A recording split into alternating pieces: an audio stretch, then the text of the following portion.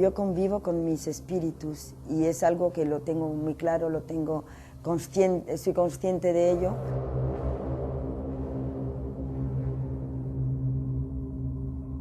La presencia de aquí es muy fuerte. Yo me llamo José, ¿y tú?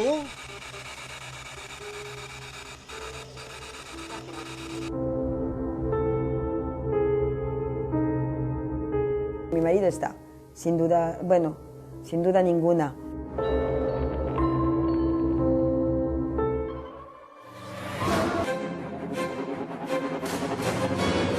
Eligen una playa apartada del puerto de Mazarrón, la playa de Henares. Compran ellos el propio veneno que utilizan luego para quitarse la vida. Ahí lo que no cuadraban lógicamente eran las cuentas, porque había 3 copas, solo 2 cadáveres. El problema que se mantiene hasta la actualidad es determinar o descubrir qué sucedió con aquella tercera víctima, qué sucedió con la hermana y si realmente se metió al mar o no se metió.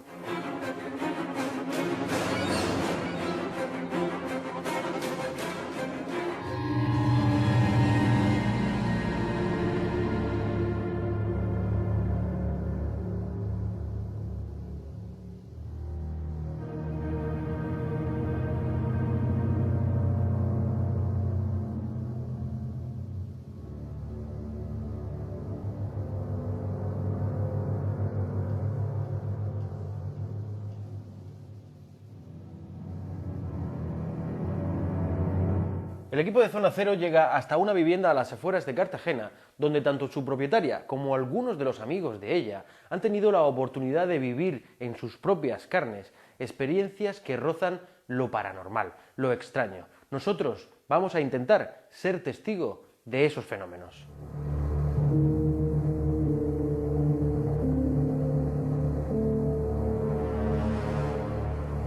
¿Creen ustedes que cuando una persona fallece y ha vivido durante muchos años en esa vivienda en la que fallece, creen realmente que ese alma, ese espíritu, puede seguir aferrado de alguna manera a ese lugar, a esa que ha sido su casa?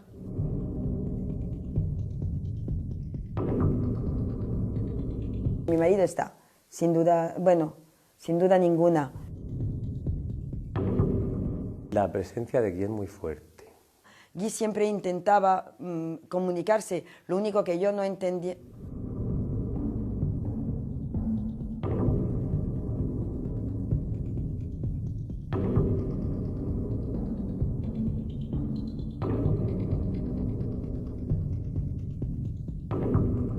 María Ángeles está convencida de que todo lo que sucede en este lugar, todos esos fenómenos extraños que tienen lugar aquí, son producidos por su marido, por Gil.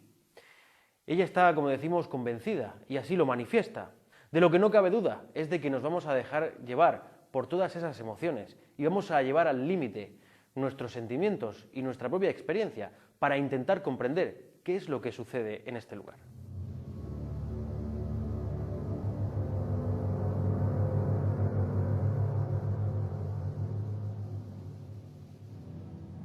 Como pueden observar, esta es una casa que está llena de recuerdos, de historia, todo un mobiliario, toda una decoración que nos invita a imbuirnos dentro de este lugar, dentro de esta casa. Una casa por la que ha pasado mucha historia, es un enclave que lleva aquí desde hace siglos, una vivienda que ha sido reformada con el paso de los años, pero que sin duda, tanto suelo como maderas, como vigas del techo, pueden actuar como caja de resonancia de, como les digo, toda esa historia y todas esas vivencias que ha habido aquí. Probablemente ello sea el fruto de todos esos fenómenos que supuestamente tienen lugar en esta vivienda.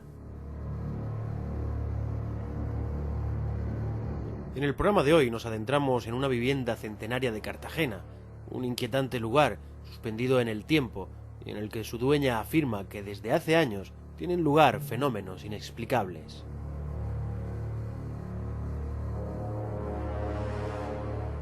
Yo convivo con mis espíritus y es algo que lo tengo muy claro, lo tengo consciente, soy consciente de ello, que yo vivo con mis espíritus. Entonces ellos me protegen como yo les puedo proteger a ellos. El primer propietario de la casa fue el conocido ingeniero Sebastián Feringán, que la mandó construir en 1758.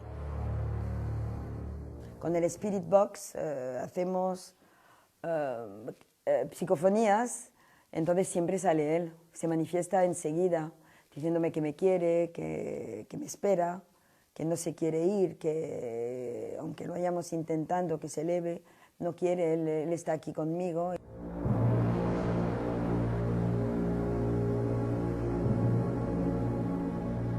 Un escalofrío nos recorre cuando durante las diversas entrevistas se nos apaga la luz sin motivo aparente cada vez que nombramos al marido de María Ángeles. No resulta ahora tan extraña la idea de que el espíritu de Gil pueda estar presente de alguna forma entre nosotros. Desde entonces, la finca ha tenido varios propietarios hasta que, en 1983, es adquirida y restaurada por María Ángeles y Gil, su marido. Ahora mismo nos vamos a introducir en la parte de esta casa que más miedo provoca a sus moradores, la mazmorra. Esta parte de la vivienda a la que accedemos es lo que se conoce como la mazmorra. Se encuentra, como veis, en la parte más baja de la vivienda. Es un lugar en el que tanto María Ángeles como otros de sus amigos han podido comprobar que en este lugar se respira un ambiente diferente al resto de la casa. Nosotros, a lo largo de este rodaje en Zona Cero, vamos a hacer una serie de experimentos y de experiencias en este lugar. Tanto yo como Antonio vamos a intentar llevar a cabo aquí una serie de interactuaciones con esas entidades que supuestamente se manifiestan aquí. Como veis, es un lugar en el que apenas entra luz de ningún tipo, salvo la artificial, cuando funciona, porque nos han dicho que una de las cosas que sucede aquí es cuando está la luz encendida, es que a veces se apaga sola. Nosotros vamos a colocar cámara de visión ultravioleta y cámara de visión nocturna, y con esas dos cámaras vamos a intentar controlar en todo momento la atmósfera tan opresiva que hay en este lugar. ¿Podrías repetir conmigo, José Gabriel?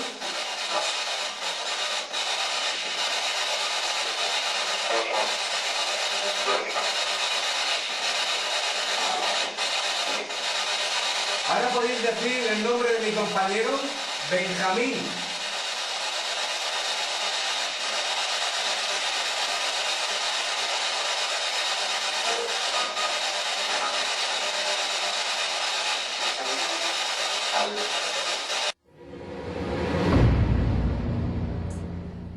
Estefanía estaba aquí con mi hija, con mis nietos, y estaban en el baño.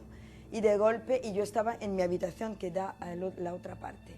Y de golpe y porrazo oí un ruido, un estruendo, me precipité, digo, madre mía, se ha matado alguien, porque el ruido fue tremendo. Y es que este cuadro que ven aquí saltó por los aires sin romperse y se encontró en el suelo de una manera que era imposible que cayera de esa manera, es decir, que no se había resbalado ni se había caído así, no, para nada, voló. Sí, como os contaba, a ver si pasa otra vez lo mismo, que se va la luz justo cuando hablo de Guy, pues aquí es a donde Guy se manifestaba, que yo en su época sabía que era él, pero yo como no sabía el morse, entonces tenemos un aparato de música que daba música exterior y interior distinta, y entonces ese amplificador pues se podía sintonizar, y tenía una ruedecita, y entonces hacía clac, clac, clac, clac, se movía sola. Y además, que curioso, porque se notaba que era como un lenguaje morse, ¿no? Una vez a la izquierda, dos a la derecha, otra vez tres a la izquierda, pero claro, yo no pude nunca comunicarme con él porque no sabía, siempre pensé que tenía que haber aprendido el morse. Y eso le pasaba también a una de mis empleadas y venía para acá. Ya está bien, Guy, deja la musiquita tranquila. Después de hablar con la dueña de la casa, preparamos nuestros equipos para intentar realizar un registro psicofónico en el jardín. Buscamos alguna prueba que confirme que el espíritu de su marido sigue entre nosotros. Hola, ¿quién eres?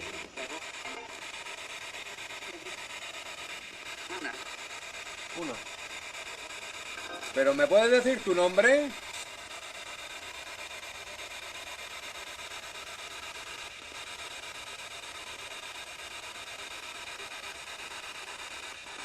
Yo me llamo José, ¿y tú?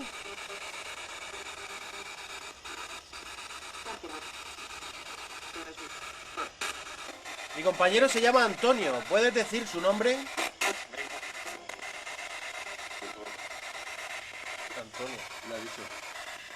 ¿Serías capaz de decirnos el apodo por el que es conocido mi compañero Antonio? ¿Podéis hacer que se encienda el medidor de campo electromagnético que lleva Benjamín en la mano? ¿Lo podéis hacer?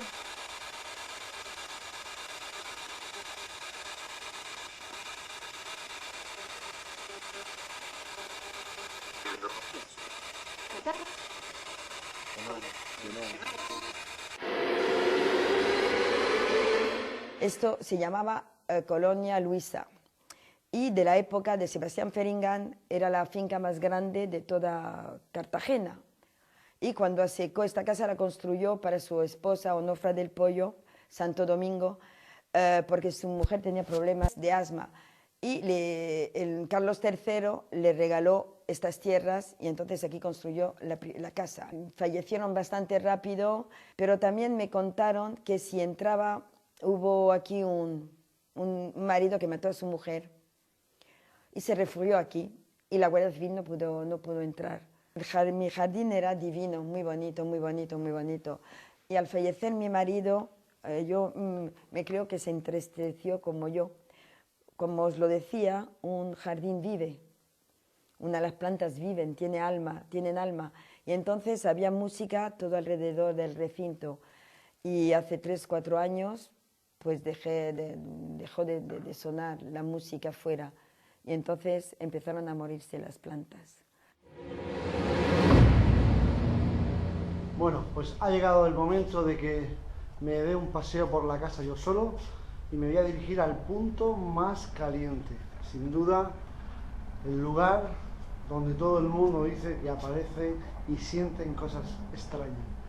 Toda la casa, por lo que nos han contado, es un lugar donde hay muchas energías y suelen suceder, sobre todo, pues ruidos, se desplazan las cosas, los cuadros, como habéis podido ver, vuelan de un lado para otro, y yo tengo que decir que tengo muchísimas ganas de ver algo parecido.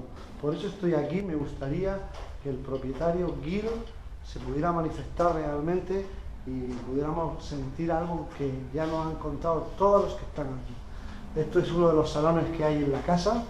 Ya sabéis que es un lugar, una casa increíble, porque hay estancias realmente maravillosas.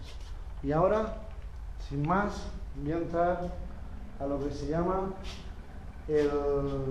la mazmorra, que es ahí abajo. Me voy a quedar solo, aislado. Hemos colocado unas cuantas cámaras de seguridad, cámaras de visión nocturna, y por lo que ya puedo saber, Benjamín ha tenido alguna sensación realmente impresionante. Así que ahora, como no veo nada, voy a bajar abajo. Y ahora ya me dirijo al lugar por lo que hemos venido aquí, bajar a la mazmorra. Y ese sitio, que como podéis ver es ahí, esa puerta, eso que estáis viendo, ese es el lugar donde supuestamente ahí vamos a tener encuentros con entidades y demás. Tengo que decir que estar aquí a solas, a oscuras, este lugar sí impresiona, sobre todo por todo este tipo de objetos que tienen las mesas, las sillas. La antigüedad del sitio ya de por sí es muy llamativo. Pero sin más, ahora sí, ahora voy a dar el paso a entrar por esa puerta y a introducirme abajo a la mazmorra, y vamos a pasar directamente. Aquí, como podéis ver, tengo colocadas las cámaras de visión nocturna, y este es el lugar aquí. En principio un lugar que no tiene mayor trascendencia, es una sala en el interior, la parte más baja de la casa, que hay un sofá ahí podéis verlo, y en ese sofá, en principio donde me voy a poner, también hay aquí, como podéis ver, un pequeño comedor. Y como os decía, este lugar en principio no tiene nada especial, simplemente es un sótano. En la parte inferior de la casa hemos situado todas las cámaras y está la Spirit Box, que la tenemos también aquí. Ahora lo que voy a hacer, en este momento voy a apagar la luz de la cámara, de esta cámara, y voy a dejarme llevar ya solamente por las dos cámaras que hay ahí, por las cámaras de infrarrojos y la de ultravioleta, esas dos cámaras que van a registrar todo el movimiento. Voy a ver si tengo alguna sensación, voy a ver si de alguna manera se manifiesta alguna entidad o algún espíritu. Bueno, vamos allá. Todo el mundo nos ha hablado de que han tenido experiencias muy extrañas, fenómenos, digamos, paranormales, cuadros que vuelan de un lado para otro. Pero yo no he sentido todavía ningún objeto que se mueva ni he visto nada. ¿Podéis dar una prueba de ello?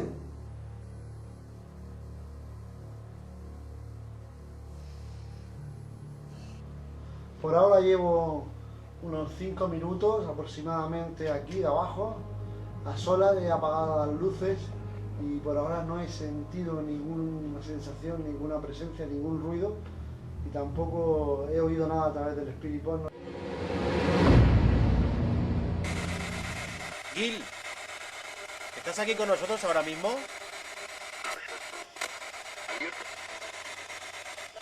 ¿Este era tu jardín?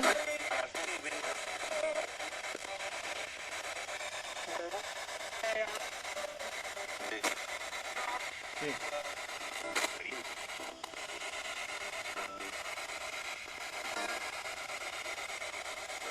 ¿Puedes decir mi nombre?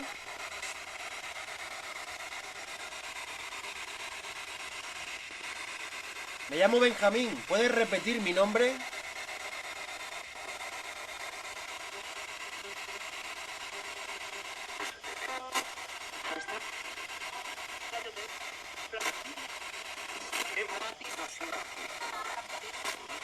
Me llamo Benjamín. ¿Puedes repetir mi nombre?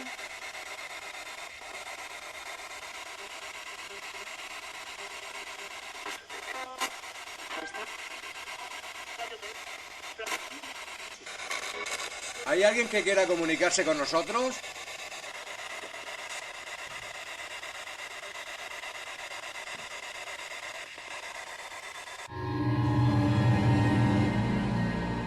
Esta noche nos encontramos en una de esas viviendas que rezuman historia y de alguna manera energías extrañas. Llevamos ya un buen rato aquí, en esta casa de las afueras de Cartagena, y tanto Antonio como yo, como el resto del equipo de Zona Cero, hemos tenido ya la oportunidad de sentir cosas que no son de este mundo.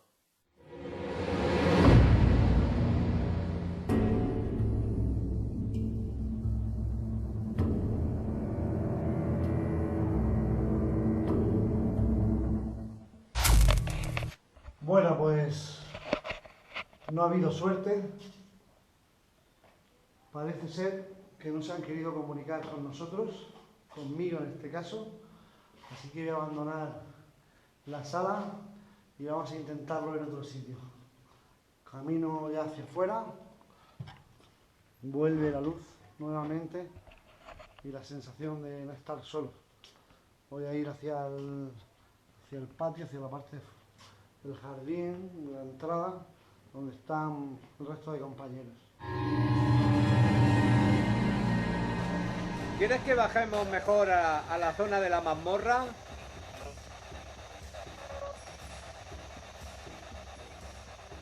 En el interior de la vivienda continuamos los intentos por obtener alguna señal del espectro que parece habitar entre sus muros.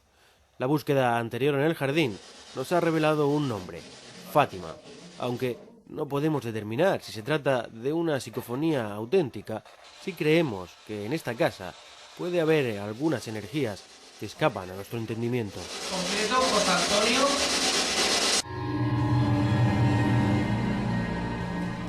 Desde que cogimos conciencia un poco de la casa, es decir, que nosotros empezamos a reconstruir estas ruinas, que eran unas ruinas, porque es una casa del 1758, y pienso que hace ya muchísimo tiempo oíamos y veíamos cosas extrañas, pero yo no sé si era tan consciente como desde hace unos 15 años atrás. Y cuando ya falleció mi marido, que va a descanse, me creo que ahí fue ya muchísimo más. Pues una noche aquí en el Jeringal, subiendo esta escalera, cuando llegué al último peldaño, aquella foto que se ve allí de María Ángeles y su marido Guy, saltó y llegó a mis pies. Y lo raro fue que no se rompió el cristal ni nada. Y los otros espíritus son momentos, roces, la piel de gallina en una parte del cuerpo, no todo el cuerpo, en una parte del cuerpo. Sombras sí, fotos muy, muy extrañas sí. Pues bueno, yo conozco a María Ángeles desde ahora 7 años, aproximadamente 8, cuando este sitio funcionaba como un restaurante. Vinimos a cenar una noche con ella, mi pareja y yo, y cenamos en la mazmorra. Pues nada, cuando se fue el servicio, se fueron camareros y todos, pues nos quedamos solos ahí hablando y teníamos un aparatito de música pequeño, funcionando con música, y de pronto el volumen subió muy alto. Y cuando fui a apagarlo, cuando fui a bajar el volumen, de pronto la rula, el botoncito del volumen empezó a subir a rular muy rápido y subió el volumen otra vez. Intenté bajarlo y no pude. Entonces la opción fue quitarlo del enchufe de la red. Y la verdad que empezó a apagarse la luz, a encenderse y allí nos quedamos los tres que no sabíamos qué hacer, ¿no? Esta es otra de las estancias a donde él se manifiesta. Yo pienso que es eso, porque de todas maneras se manifiesta por todos los sitios. Pero aquí él siempre ha sido Guy, que empezaba a hablar, que se manifestaba. En otras estancias, pues quizás él o alguno de otros espíritus. Bueno, explicación. Como ya María Ángeles nos había hablado de su marido, de que había tenido ya esas experiencias aquí en la casa y todo, pues ella intentó tranquilizarnos. Dijo, no pasa nada, es Guy, es mi marido, no preocuparse. Es un aviso. Claro, no sabíamos qué hacer, pero bueno, de pronto aquello volvió a la normalidad y no pasó nada. Y ella nos dio tranquilidad y sí, bueno. Y aparte de eso han pasado muchas cosas aquí en esta casa. Una noche nos quedamos aquí a dormir, mi pareja y yo, en esta habitación concretamente, y la verdad que fue una noche horrorosa, porque no solamente se oían ruidos y se sentía un frío inmenso, muy grande, y a pesar de que era verano, estas puertas que veis aquí se abrían y se cerraban solas. Y claro, era imposible poder dormir, pero se abrían y se cerraban, pero rápidas, o sea, muy, muy fuerte. Y que va, fue una noche fatal. Una cosa increíble que no se puede explicar, claro. La presencia de Guy es muy fuerte, bastante. Aquí se notan cosas extrañas como ruidos, como ya he dicho antes, se va la luz, que si sube el volumen de la música o se baja, e incluso las cosas se cambian de sitio, No recuerdo mal, otro día también María Ángeles estuvo haciendo una cena y cuando sacábamos los platos, sacábamos todo, volvíamos a la mesa y no estaba. Sí, desaparecidas, no, cambiadas de sitio. Y decíamos, pero si lo he sacado, ¿qué hace otra vez esto aquí en la cocina?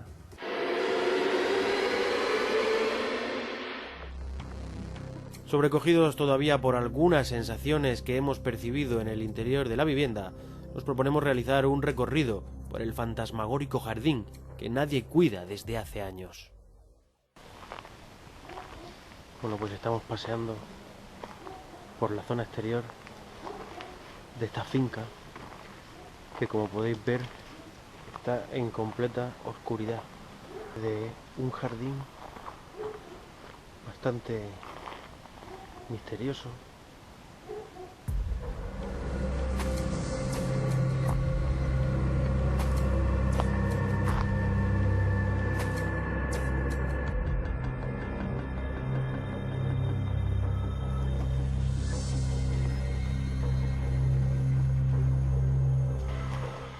Hay que decir que por debajo de toda esta finca pasa un acuífero y justo al pasar por aquí se acaba de encender Entiendo que esa bomba de agua y me ha asustado bastante, la verdad.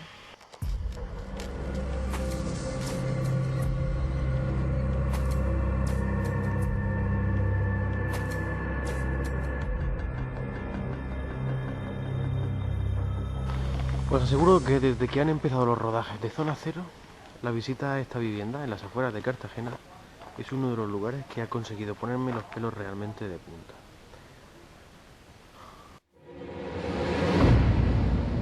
Nos encontramos con nuestro compañero José Gabriel del grupo de investigaciones adimensionales, que ya tuvieron la oportunidad de visitar esta curiosa vivienda hace algunos meses. José Gabriel, ¿verdad? Pues sí. Y creo que tuvisteis una investigación bastante movida. Pues sí, sobre todo a nivel psicofónico, porque resulta que aquí en esta casa, cuando realizamos la investigación, aquí captamos, dijéramos, que la frase más larga que se haya escuchado a través de una Spirit Box, y aparte súper clara. Y también aquí fue donde gastamos una psicofonía de clase A y además bastante larga. A través de la Spirit Box, la PSB-11, la pusimos en marcha y entonces captamos una frase que decía: mi mujer, qué guapa que es, refiriéndose a la dueña de la casa, y era su marido que había fallecido. Y luego, inmediatamente después de esa frase, escuchamos todos los que estábamos en esa habitación, concretamente fue en la zona de la mazmorra, como decían: venderme algo por vuestro mundo. O sea que no salió de la Spirit Box, sino fue, quizás sería en la zona hacia nuestras espaldas. O sea, nosotros estábamos grabando y fue detrás nuestra y no había nadie allí hablando, ni mucho menos. A nivel físico, ¿tuvisteis algún tipo de interactuación con estas entidades? Pues resulta que en la zona del comedor pusimos una cámara de infrarrojos y escuchamos al lado nuestro como si un señor estuviera tosiendo. E inmediatamente pasó por delante de la cámara, además me pilló justamente cuando yo estaba mirando también la cámara. Y resulta que pasó por delante de la cámara, por el objetivo, una forma blanquecina. Pasó de un lado hacia otro. Y la verdad que me quedé de piedra a la hora de ver. Entonces luego digo, espero que se haya grabado. Pues precisamente ahí en las mazmorras es donde nosotros hemos captado las mejores psicofonías y los mejores EVPs, ¿no? Que son los sonidos que salen a través de la Spirit Box. Y aparte de eso, ha sido también, según los testigos, donde han ocurrido allí un tipo de fenómeno, como bajarse el volumen de una radio o subir el volumen, de tal manera que ellos veían como si estuvieran dándole vueltas a la ruleta. Y bueno, aparte también de las mazmorras, también la zona de la biblioteca, también se han visto algunas presencias, y en la zona, yo pienso que es toda la parte baja de la casa y también la parte de la mazmorra, es donde se han observado algún tipo de fenómeno anómalo.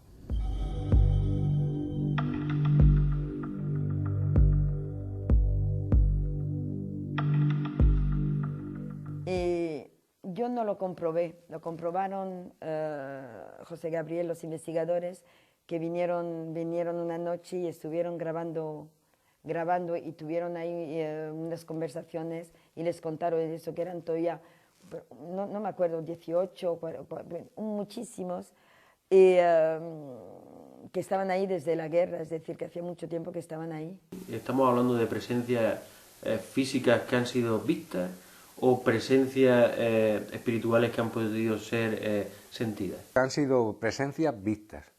Aquí mucha gente que ha venido aquí a esta casa han visto sombras, como han pasado de un lado a otro.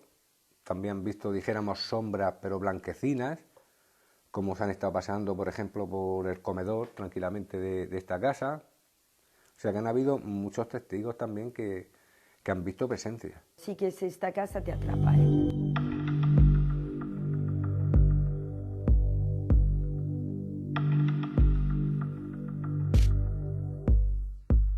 Es algo increíble. sinceramente no me veo en otro sitio o en otro lugar. La amo, la vivo, la amo cada piedra, cada sitio de esta casa. Tú sabes que María Ángeles nos ha comentado, como os comentó a vosotros, y está plenamente convencida de que toda la actividad paranormal, o gran parte de ella, de la que hay aquí, se debe a su marido. A ese nivel, ¿vosotros la habéis podido, digamos, que de alguna manera confirmar que podría ser él? Estoy totalmente convencido que una de las entidades que hay aquí en la casa es su marido. Porque realizamos nosotros una Spirit Box y preguntamos por el nombre. Y entonces siempre nos contestaba la misma frase, Gil, Gil, Gil, pero para nosotros no tenía sentido. Digo, pero qué nombre más raro nos está contestando continuamente. Entonces le preguntamos a María Ángeles cuál era el nombre de su marido y me dijo que su marido se llamaba Gil. Entonces nos quedamos de piedra. Digo, pues sí, pues sí que realiza, o sea, este hombre está dándonos su verdadero nombre, o sea, que no nos está engañando ni son frases. Y entonces ahí nos dimos cuenta de que realmente sí, podía ser su marido, porque nosotros desconocíamos totalmente el nombre del marido, o sea, no lo sabíamos. Aparte que era el nombre que ella le llamaba a su marido cariñosamente.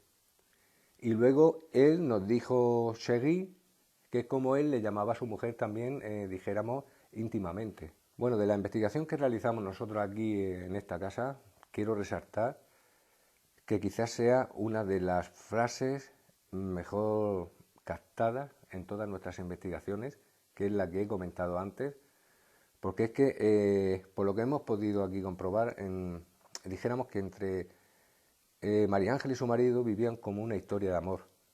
Entonces, sabiendo ya eso, partiendo de ahí, la frase cuando la captamos que decía mi mujer sí que es guapa, es una frase que a lo mejor para algunas personas o otras personas que no conocen, dijéramos, la vida de ellos, pues a lo mejor no les resulta importante. Pero sin embargo nosotros ahí nos dimos cuenta que aunque muramos, algo persiste y vive después de la muerte. Y que también, o sea, con ello siguen todavía todos los sentimientos que teníamos cuando vivíamos aquí, los seguimos teniendo en el más allá también. Porque ahí nos está demostrando que esa entidad sigue queriendo a su mujer.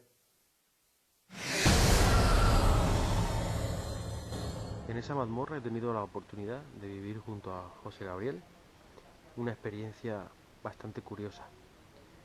Hemos llegado a interactuar vía RedPod con la, vamos a decir, presencia del marido de María Ángeles, o por lo menos eso creemos. Ahora me encuentro en las afueras, en este jardín que por otra parte solía cuidar el marido de María Ángeles, Gil, y que tras su muerte quedó en completo abandono.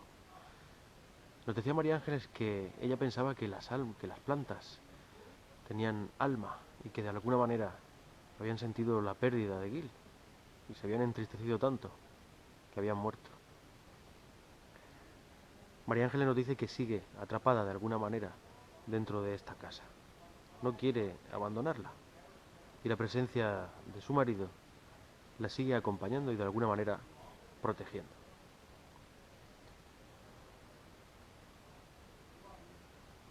Os confieso que en este lugar hay algún tipo de energía extraña. No puedo describirlo, como otras muchas veces, como en otros muchos casos otros investigadores se han visto ante ese reto. Sentir, tener la certeza personal de que se está frente a algo sobrenatural, pero con la imposibilidad de poder certificarlo y demostrarlo.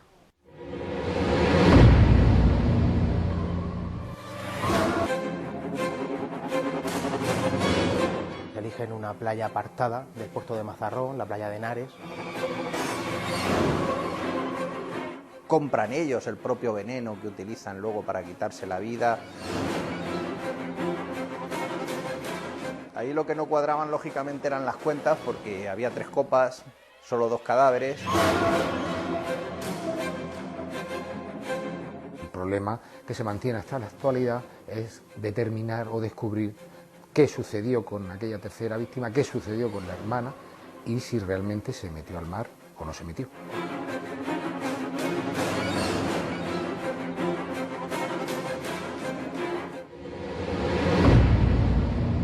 La playa de Henares, en Mazarrón, esta esconde un terrible misterio.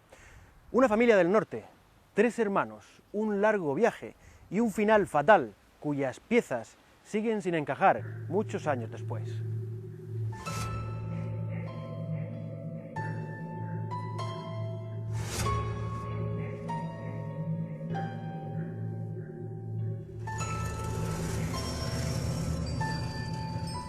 Cuando en 1956 un pescador de Mazarrón encontró en esta playa los cuerpos sin vida de esos 2 hermanos, nadie sabía que 60 años después ese terrible suceso iba a ser conocido como el crimen de las 3 copas.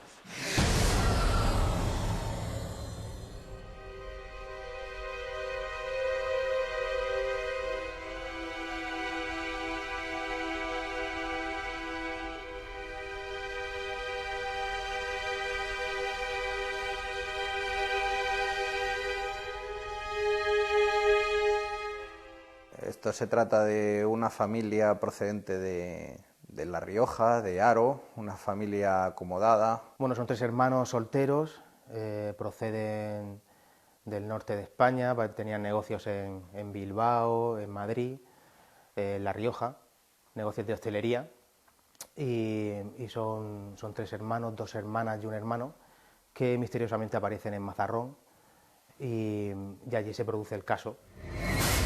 Los protagonistas del misterio de las 3 copas son los hermanos Pérez de Nanclares, miembros de una acomodada familia de La Rioja que habían perdido su fortuna en pocos años.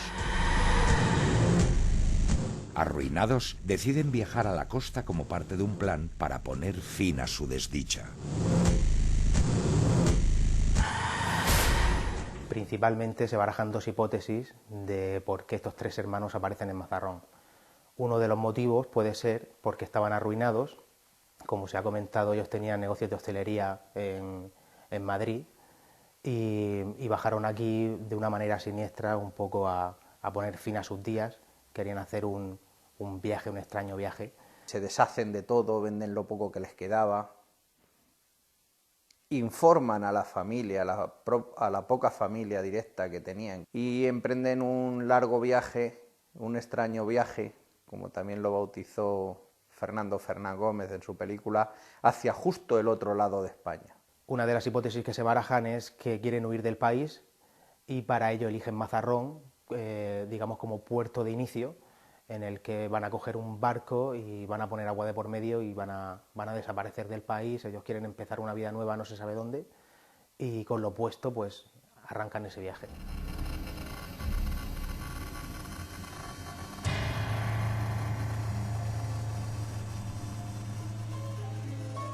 El caso de las 3 copas, llevado al cine en 1964, alcanza pronto repercusión nacional.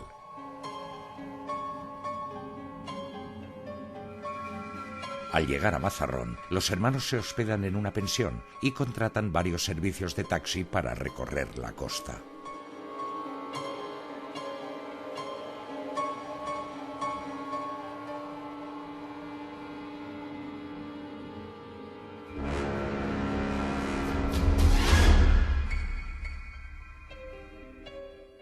Estos 3 hermanos llegan a Mazarrón, se alojan en una pensión modesta, tienen previsto, digamos, un suicidio, entonces eligen una playa apartada del puerto de Mazarrón, la playa de Henares.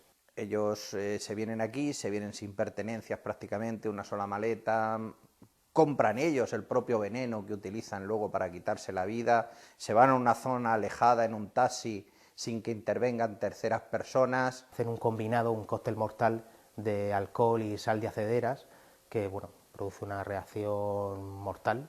Al parecer su intención era tomar el cóctel, introducirse en el mar y allí pues acabar sus días. Marina, Julio y María Ángeles habían vendido el hotel familiar que fundaron sus padres para instalarse en Madrid.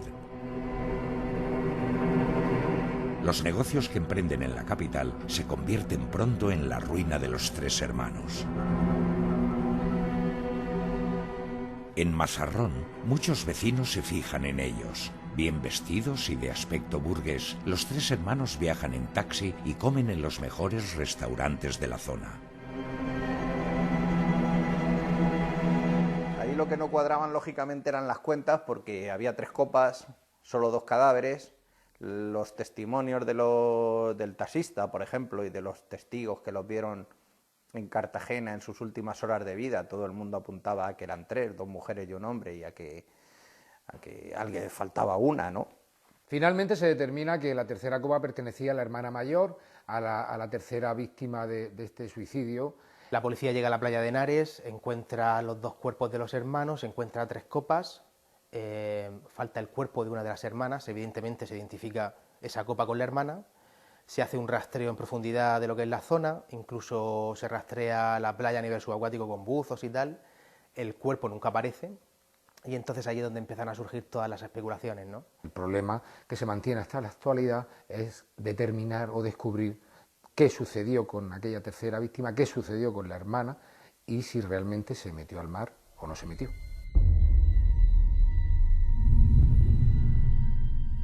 Sus últimas horas las dedican a recorrer las playas con la excusa de buscar una vivienda donde pasar los veranos.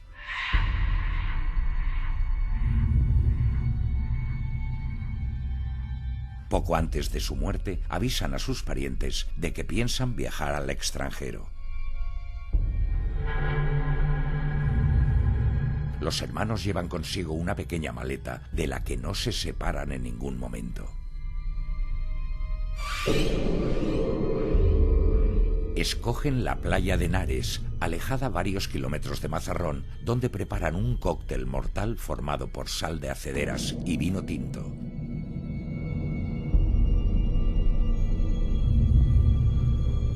No sabemos muy bien cómo actúa la sal de acederas como veneno, pero en cualquier caso este tipo de envenenamientos no suelen ser envenenamientos placenteros, por así decirlo, ¿no? La sal de acederas era un producto que se utilizaba en la época para blanquear ropa, producto químico. Parece ser que si lo mezclas con alcohol, pues produce, y lo ingieres, produce una muerte espantosa, con subidas de temperatura y con fuertes dolores de estómago. Entonces parece ser que la policía, una de las líneas de investigación que lleva, es que los 3 hermanos planean un suicidio tomando la sal de acederas con alcohol, y la idea suya era introducirse los 3 en el mar y morir ahí ahogados.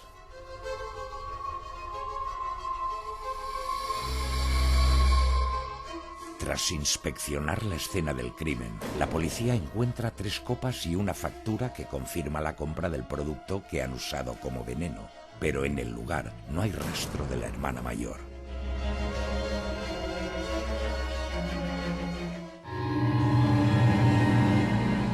Justo donde nos encontramos aparecieron los cuerpos sin vida de aquellos 2 hermanos, sin signos de violencia de ningún tipo. El misterio, 3 copas y 2 cuerpos. Nadie sabía a quién pertenecía esa tercera copa. Los análisis que se llevaron a cabo determinaron que los restos encontrados en esas 2 copas envenenadas contenían alcohol y sal de acederas.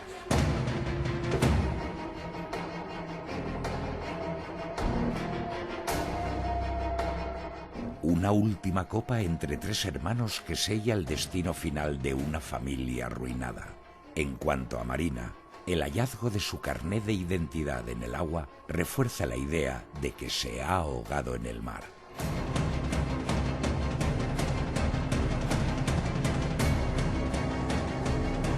Existe un detalle muy poco conocido y es el que la policía utilizó para apuntalar la tesis del suicidio. Al parecer, en el lugar de los hechos, en la misma orilla de la playa, apareció un diario de La Rioja, de donde venía esta familia, que incluía un artículo que narraba el suicidio, además utilizando el mismo veneno que ellos utilizaron y que se había utilizado en un caso anterior. La policía, al encontrar este diario, concluyó que probablemente los 3 hermanos lo habían leído y de ahí habían sacado la idea pues para seguir el mismo camino y en este caso, por desgracia, con suerte. En el mar puede ocurrir cualquier cosa, o sea, no es la primera vez y ejemplos tenemos en Murcia que desaparece alguien en el mar, en una playa, cerca del litoral, y el cadáver jamás aparece. Bien, como no aparece el tercer cuerpo, el caso no se cierra en ese momento y surgen varias líneas de investigación.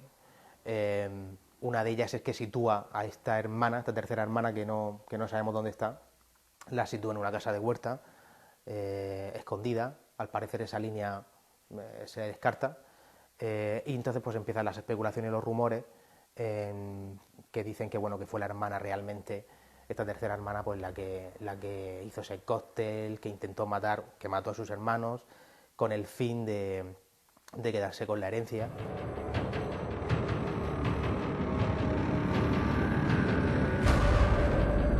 La muerte se produce a los pocos minutos, entre fuertes convulsiones. Todos los elementos, en mi opinión, se van encajando de forma perfecta hacia la hipótesis del suicidio colectivo. La principal de ellas, y aunque parezca contradictorio, es que era una familia hiperreligiosa. Y el hecho de que se suicidaran, desde luego, no iba a estar bien visto en el ámbito en el que ellos se desenvolvían. La ausencia del cadáver de Marina alimenta todo tipo de rumores en la sociedad de entonces. Un extraño viaje que 60 años después de los hechos continúa siendo un misterio sin resolver.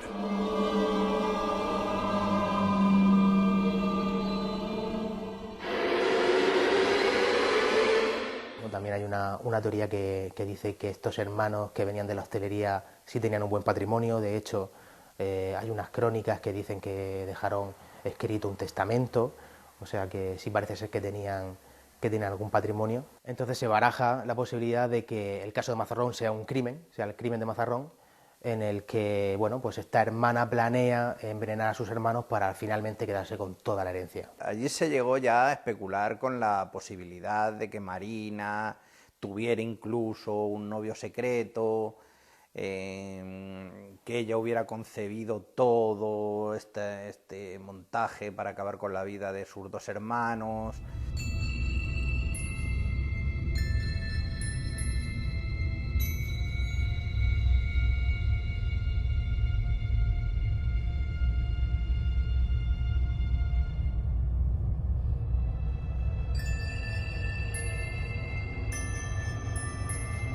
El caso recobra actualidad cuando el enterrador de Mazarrón confiesa que aquella mañana había presenciado, siendo él un niño, los cuerpos de los dos hermanos tendidos sobre la playa. Además, también reconoció que un año después de haber sucedido los hechos, paseando por el monte había encontrado unos restos que, en su opinión, correspondían a una mujer.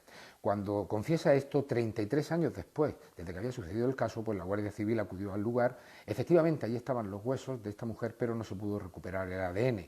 Por tanto, queda la duda de si aquel cuerpo pertenecía a la tercera víctima, a la tercera suicida, a Marina. No se ha descubierto qué es lo que ocurrió, pues desde luego la historia va a seguir abierta a cualquier tipo de interpretación, ¿no? Son historias abiertas porque te falta un elemento y a partir de ahí, pues, cada uno que le ponga el final que quiera, ¿no?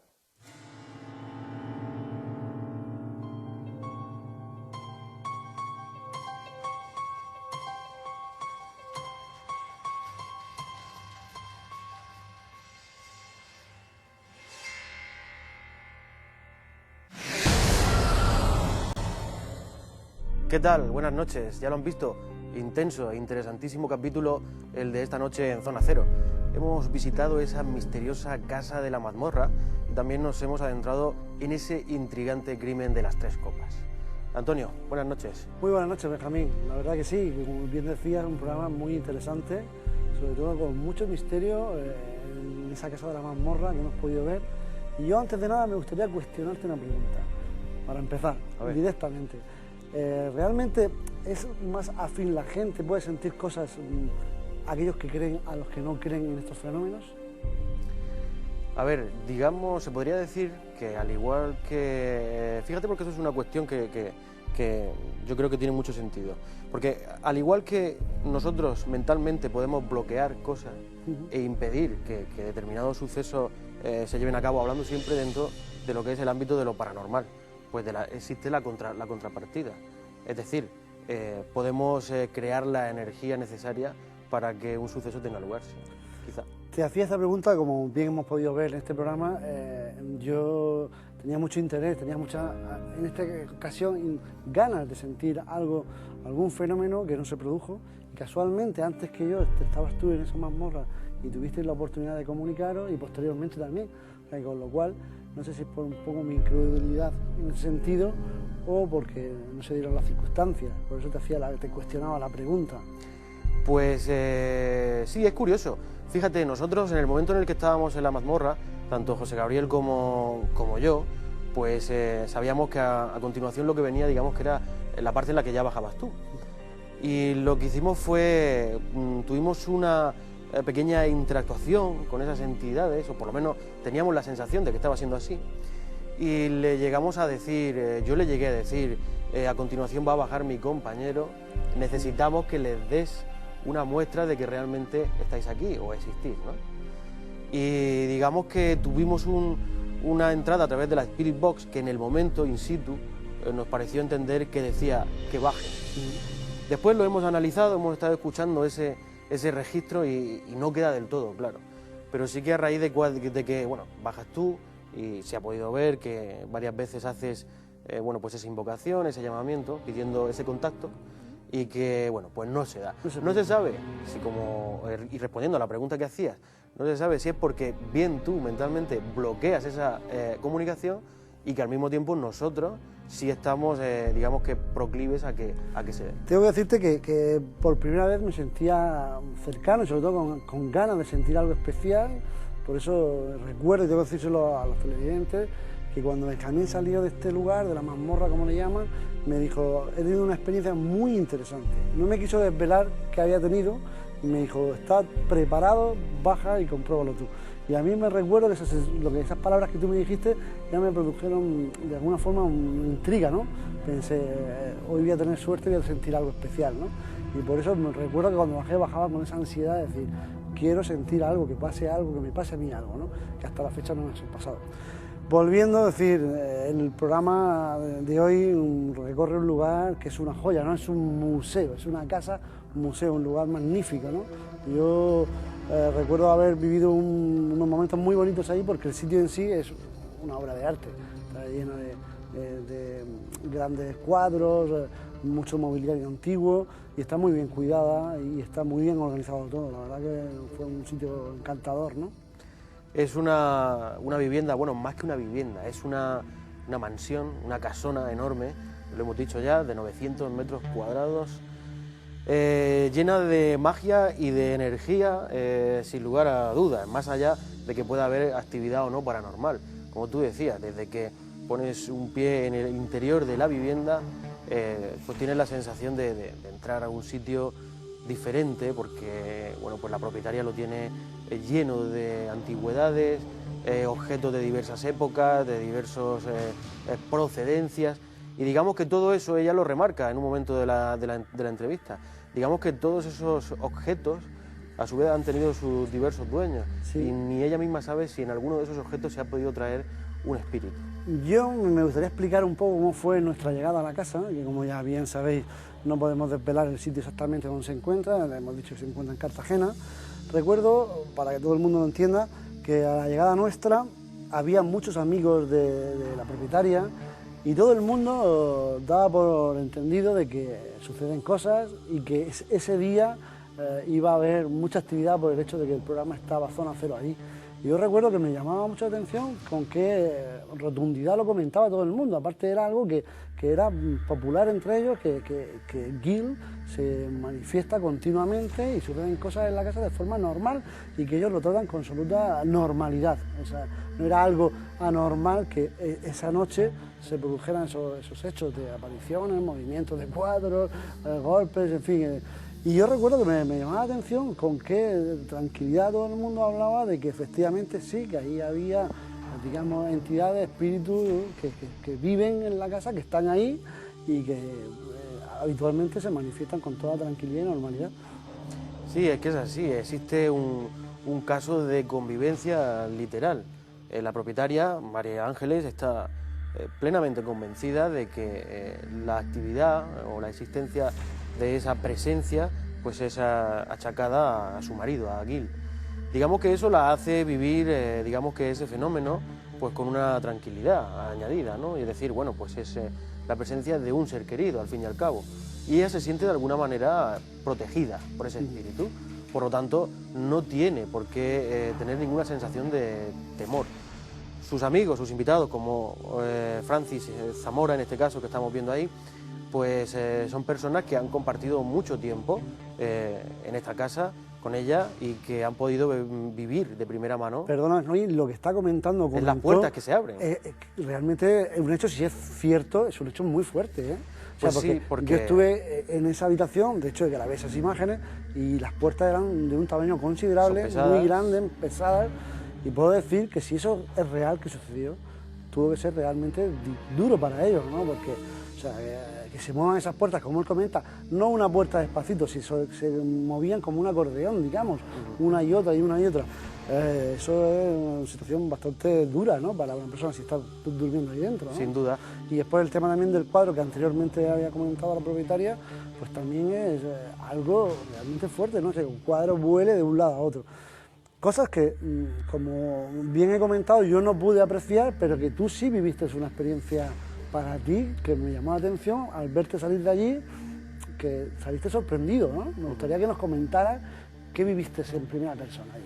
Pues mira, respondiendo a lo que decías ahora mismo, todos ellos son fenómenos, es decir, que se abran esas puertas pesadas o que se caiga un cuadro, digamos que son fenómenos como para tenerlos en consideración. Sobre todo teniendo en cuenta, por un lado, el tipo de sujeción que tiene el cuadro y por otro, el peso de esas puertas. Es decir, si esas puertas se abren y las tres al mismo tiempo, hay algún tipo de fuerza o de energía que las ha movido, no es la corriente de aire. Y por otra parte, y refiriéndonos a esa experiencia que te dije que había tenido y que realmente tuve, pues estábamos en la mazmorra, José Gabriel y yo, y estábamos en una de las salas, digamos que es la que tiene la mesa redonda, justo pegado a la del sofá, y hicimos primeramente una sesión de contacto sin la Spirit Box, es decir, intentando recabar directamente en la grabadora.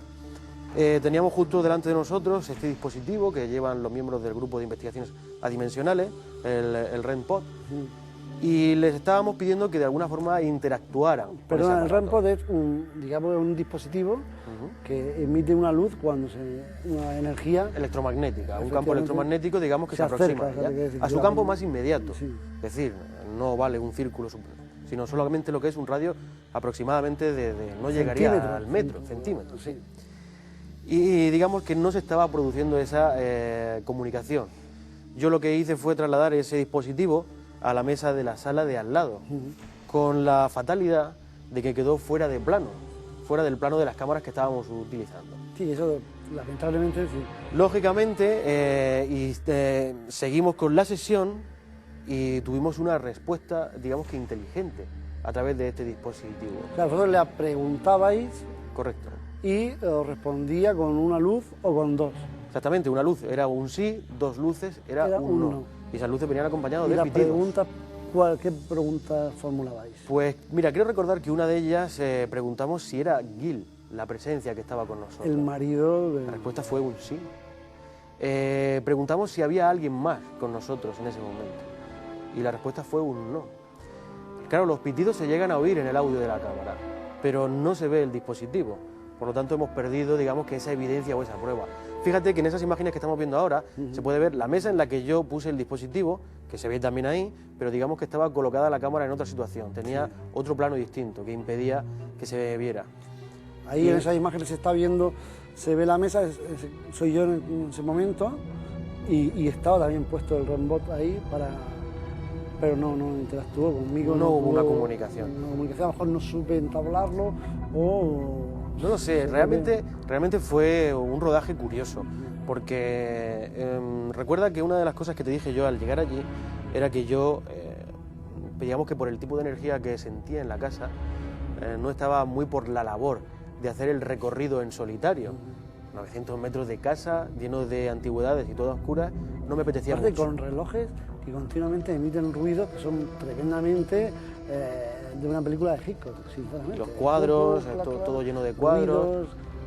sí. Además, Ruidos que son normales, que se producen ruidos normales de la propia madera y demás, pero que ya por sí, la casa en sí, o sea, tiene, ya emite muchos sonidos, ¿no? Sí. Y después toda la gente, como te decía antes, todo el mundo con esa convicción clara de que efectivamente Gil está allí y Gil es el que realiza todos esos movimientos de subir las luces, de bajarlas, tal. Hubo una curiosidad que a lo mejor en el programa no sé si ha quedado del todo clara, porque hemos valorado la posibilidad de que hubiera una entrevista, yo hiciera, digamos, una explicación de lo que sucedió. Y es cierto que cuando yo estaba grabando a la dueña, de repente ella pronuncia la palabra Gil, ¡pum!, y se va la luz. Yo lo achaqué sinceramente a una absoluta casualidad de que una batería en ese momento se va. Pero tengo que decir, confiesa el estado de nivel de batería. No, tengo que decir que para el rodaje, y siempre que vamos a un rodaje, y más en las circunstancias que nosotros hacemos, todas las baterías, todos los equipos están cargados y demás. Ya nos habían comentado que yo, cosa que no me termino de creer, que estos, digamos, entidades absorben esa energía o bien del cuerpo o bien de las baterías. A mí, cuando sucedió, sinceramente yo pensé que fue una casualidad absoluta. Fui a la mochila a recoger, quité la batería, puse otra, fui a encenderla y no encendía, tampoco iba. Me extrañó, tengo que decirlo que me extrañó, pero tampoco creí que fuera algo determinante, ¿no? Y ya me preocupó un poco más cuando ya puse una tercera y tampoco, ya dije, me preocupó sobre todo porque pensaba, no vamos a poder grabar el programa porque no vamos a tener energía para iluminar. Pero bueno, lo solventamos con otro tipo de pilas y pudo funcionar. Fue una casualidad que está junto a la palabra Gil, y ella dijo, esto sucede muchas veces, le ha pasado más veces. De hecho, hay otro momento en el que estábamos entrevistando a Francis y en el preciso instante también en el que él hace alusión al marido y a la actividad que el marido provoca en la casa, la lámpara que tiene justo detrás de él, digamos que parpadea visiblemente. Entonces, bueno, es curioso que remarques eso porque a partir de ese momento en el que se producen ese tipo de episodios que podemos considerar como casualidad, es cuando la energía de nuestra actividad allí en la vivienda empieza a cambiar. Y digamos que quizá de alguna manera te estaban dando unas vistas de su presencia y quizá tu pragmatismo o tu racionalidad para explicar esos hechos, digamos que de alguna manera quizá estos entes dijeron, bueno, pues con este no vamos a poder esta noche. Ya, puede ser. Yo de hecho, te lo dije cuando nos marchábamos y cuando llegábamos a la casa, sentía que ese día iba a ser un poco especial para mí porque podía sentir algo que no había sentido hasta ese momento. De hecho yo, digamos, le pido una prueba, intento decirle, transmíteme con un sonido, con un ruido, con una luz, con una caída de un cuadro, a ver si estás aquí conmigo, pero no se produjo, ¿no? Volviendo a la casa, la verdad que El capítulo del jardín también es muy interesante. Sí. Esa conversación que se produce ahí, porque lo podemos considerar una conversación. José Gabriel dice hola, me llamo José Gabriel, le responde una voz que dice hola, él pregunta cómo te llamas y la respuesta es pues un clarísimo, digamos que un claro Fátima. Luego también repiten tu nombre, repiten el mío y una vez más, por segunda semana, volvemos a escuchar tu apodo a través de la Spirit Box. Apodo que desde este momento ya deja de ser un secreto. No para nada, un secreto a voz. Después de 2 semanas ya no se puede considerar. Todo el mundo ya así. lo sabe, ¿no? Efectivamente. Es cierto que lo de la Spirit Box, que nosotros ya hemos comentado mucho en nuestro estudio, en la productora, ¿no? Cuando hablamos de qué puede ser, cómo se puede producir esas respuestas, que cada parte de cada un miembro de nuestro equipo de Zona Cero dice una cosa, a nosotros nos sorprende, ¿no? Nos sorprende el que haya, pues, a lo mejor muchos telespectadores pueden decir, seguro que hay alguien detrás que con un walkie dice el nombre. Puedo asegurar, lo puedo dar fe total y plena de que no es así. O sea, que no hay nadie que esté pronunciando la palabra Fátima. No sabemos muy bien cómo se produce, pero lo cierto es verdad que ahí salen ciertos nombres, el nombre mío y demás. Y si curioso ha sido el caso de la mazmorra, digamos que el segundo tema, el segundo caso, el crimen de las 3 copas o la misteriosa muerte, porque no sé si denominarla crimen, ¿no? Pero es un caso que también ha hecho mella y película. Efectivamente, y aparte tengo que decir que estoy muy contento de la recreación que hemos llevado y cómo hemos tratado la historia, porque creo que queda un tema muy bonito, muy bien resuelto. Hemos tenido también 3 actores fantásticos que han dado una imagen y le han dado solidez al caso, ¿no? Y creo que de alguna forma esas imágenes aéreas de la playa donde se produjo los hechos, creo, y esa imagen es fantástica, ¿no? Se vean los 3 cuerpos en el agua ahí. Creo que el resultado en sí de lo que ha sido la historia reconstruida ha quedado muy bonita, ¿no? Con mucho misterio y como bien se comenta, con la puerta abierta a saber dónde está ese tercer cuerpo, o si existía, que murió, o bien dónde se encuentra actualmente. Pues sí, es una recreación que hemos hecho con mucho cariño, porque este es un capítulo de la crónica negra de la región de Murcia que quedó, digamos que en el aire, sin resolver. Un caso tan curioso que incluso, bueno, pues Fernando Fernán Gómez dirige una película titulada El extraño viaje, basada en el crimen, sí, con guión precisamente de Berlanga. Y con el paso de los años es una película que se hizo en su momento con muy bajo presupuesto, en el año 64, creo recordar, y con el paso de los años es una película que se ha convertido en un clásico del cine español. Y nosotros le hemos rendido, digamos que algún homenaje, un pequeño homenaje. De hecho, hemos sacado algunas imágenes de la película, hemos rescatado algunas imágenes para que se puedan ver. Pero después lo que hemos hecho ha sido reconstruir un poco los hechos conforme teníamos la información que teníamos de ellos, ¿no? Porque Berlanga también de alguna forma les dio su punto de vista, ¿no? Sí, digamos que él lo resuelve a su manera, diseña su propio final del caso, ya que es un caso que no ha quedado resuelto, y le da un final. El final real, pues hombre, creo que es algo que se nos escapa por completo. No deja de ser curioso que existiera esa tercera copa, que esa tercera hermana no apareciera nunca, ni viva ni muerta, y sí que hay una noticia de justo un año y medio después de aparecer los 2 cuerpos, y es que aparece el cuerpo de una mujer en un monte cercano a Mazarrón, pero sin identificar, y la policía y los forenses no pueden identificarlo. Durante mucho tiempo algunos lugareños, digamos que comentaban que ese tercer cuerpo era ese, especulan con esa posibilidad. Esa aparición o ese hallazgo, digamos, de alguna forma, reabre nuevamente el caso, sí, y le vuelve a añadir incógnitas en sí, ¿no? Sí, es un crimen que está lleno de incógnitas, por completo.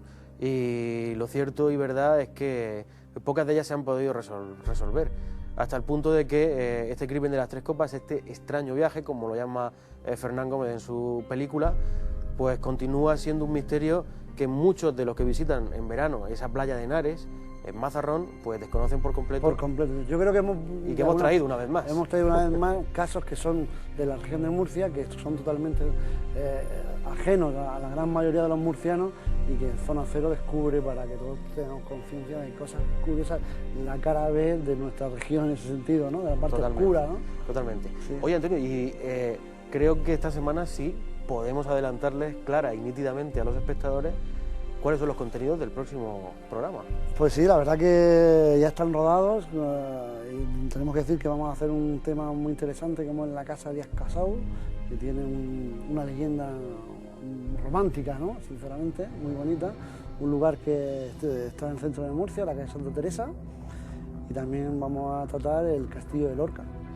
Sí, vamos a visitar ese castillo. Con una leyenda también que tiene un castillo que muy curiosa, sinceramente. Muy curiosa, como todas las que tocamos. Pues esto ha sido todo, se acabó el tiempo de Zona Cero. La semana que viene volvemos, el jueves a las 10 en 7, región de Murcia. Hasta entonces, buenas noches.